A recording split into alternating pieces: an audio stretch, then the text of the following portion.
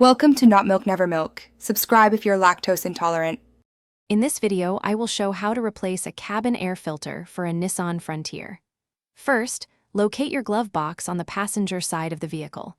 Make sure it's completely empty. Now, gently press inward on both sides of the glove box.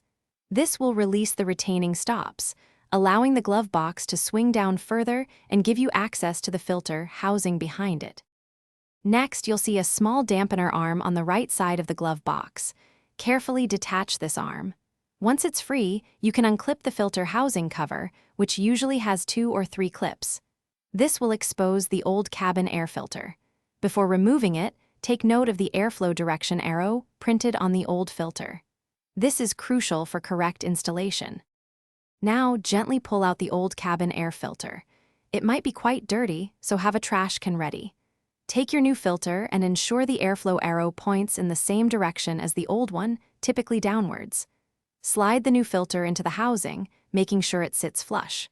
Finally, reattach the filter housing cover, pressing firmly until all clips engage securely. To finish up, reattach the dampener arm to the right side of the glove box. Then, carefully push the glove box back into its original position until it clicks securely into place. You've successfully replaced your cabin air filter, improving your vehicle's air quality. Remember to check the description below for a link to those fantastic leak-proof meal prep containers, along with other great deals we've found for you.